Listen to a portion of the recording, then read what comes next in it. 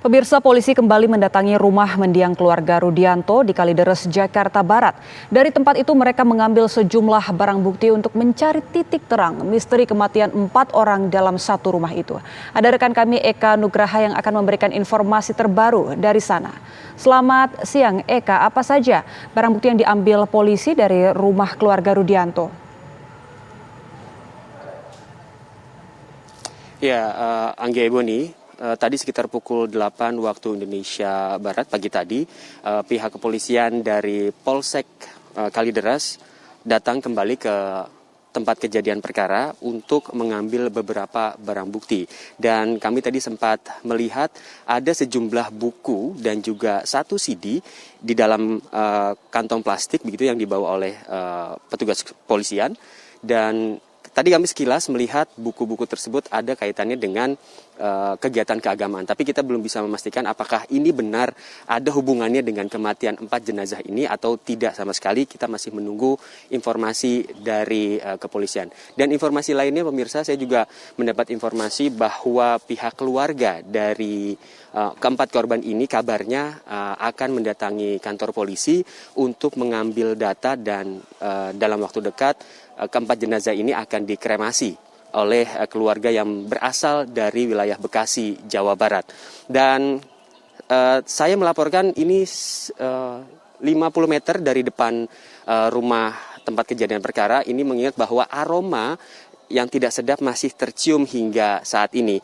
Dan warga sekitar pun masih merasa tidak nyaman pada saat hilir mudik di depan rumah tempat kejadian perkara ini karena memang aromanya yang cukup menyengat begitu. Dan kami akan mengkonfirmasi kepada salah seorang warga mengenai kegiatan sehari-hari dari keempat warga di Kompleks Citra Garden Extension 1 ini. Ada Ibu Desi. Ibu Desi, selamat siang. Selamat siang. Bu Desi, kami penasaran bagaimana keseharian dari 4 orang korban ini yang ditemukan tewas di rumahnya. Sehari-hari ini kegiatannya apa? Yang saya tahu, mereka tidak ada kegiatan. Mereka diam di rumah aja gitu loh. Mereka hanya pergi kalau keluar umpama ke pasar. Nah itu dia pergi. Sebentar balik, masuk, udah. Kemudian pada saat melakukan komunikasi, Ibu selaku koordinator Jumantik di wilayah ini, bagaimana komunikasi yang dilontarkan dari keluarga kepada warga setempat? Sebelum kejadian beberapa bulan, jadi sebelum bulan Agustus sih masih normal. Karena ada kader saya masuk ke dalam rumah itu, bisa masuk ke dalam rumah itu, dia terima. Dan dia cek kamar mandi apa segala, dia periksa jentik-jentik nyamuk kan, itu masih oke, nggak masalah gitu loh.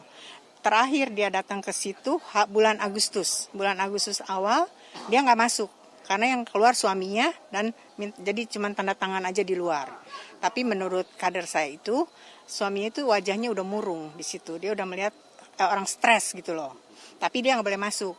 Nah bulan September tanggal 19-nya itu istrinya kirim WA, dia kirim foto kamar mandinya, foto ember yang ada airnya, terus dia bilang kamu nggak usah datang ke rumah saya lagi karena saya udah kirim foto ini, dia bilang jadi nggak merepotkan kamu. Oh, berarti sudah membatasi komunikasi dengan warga yang istilahnya untuk mengecek Jumantik saja itu sudah dibatasi begitu ya? Terakhir itu dia bilang kamu nggak usah datang ke rumah saya udah kirim foto ini, dia bilang gitu, jadi kamu nggak usah repot. Oh, tidak ada alasan tertentu karena apa begitu? Enggak, dia nggak bilang apa-apa, cuma kirim foto itu, cuma bilang begitu doang supaya kamu nggak repot.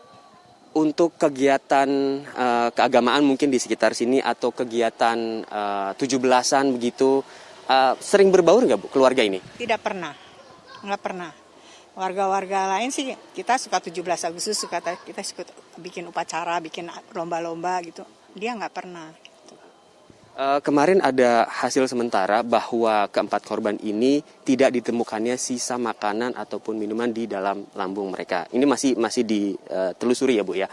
Dan kalau begitu, apakah ini ada kaitannya dengan kelaparan? Dan kalaupun ia terjadi kelaparan, apakah warga di sini tidak melakukan perhatian begitu? Atau mungkin ada contoh kasus pada saat ada warga yang sakit kemudian perhatian warga itu lebih begitu? Saya rasa kalau memang dia terbuka, pasti kita akan menolong. Karena saya mengalami pada waktu suami saya kena COVID, waktu zaman awal, karena suami saya sih masuk ICU gitu kan, jadi saya diisolasi di rumah, nggak boleh ketemu orang kan. Itu warga sini menolong, dan Pak RT pun yang tiap hari beliin saya makanan, kirimin belanjaan, mau belanja apa, suami saya perlu apa, warga sini yang menolong. Karena anak saya jauh, anak saya rumahnya jauh-jauh dari sini, jadi hanya warga sini yang menolong saya. Berarti intinya tidak ada keterbukaan Ya, dari mereka. hingga kejadian itu. Betul, karena mereka nggak ada komunikasi, jadi nggak terbuka. Bagaimana kita mau menolong? Baik, terima kasih Ibu Desi atas waktunya. Dan Anggia Ebony, seperti yang dijelaskan Ibu Desi, dan kami juga mendapat informasi lain dari warga yang berada di sebelah rumahnya, itu memang aroma tercium sangat kuat pada saat pekan lalu. Dan warga atau tetangga di sebelah rumah ini sempat meminta tolong kepada petugas pengamanan di komplek ini untuk mengecek apakah di atas rumah mereka ada bangkai tikus atau mungkin bangkai kucing yang tersangkut di rumah mereka. Tapi ternyata pada saat dicek, rumah warga tersebut tidak ditemukan adanya bangkai hewan, tapi memang tercium aroma dari rumah sebelah. Nah, saat itu pula warga yang berada di sebelah rumah tempat kejadian perkara ini melaporkan kepada RT setempat untuk dicek kondisinya apa yang terjadi di dalam rumah tersebut. Demikian dapat kami laporkan dari Kalideres, Jakarta Barat. Anggia Ebony, kembali ke Anda di studio. Baik, terima kasih Eka Wahyu Nugraha atas informasi Anda langsung dari Kalideres, Jakarta Barat.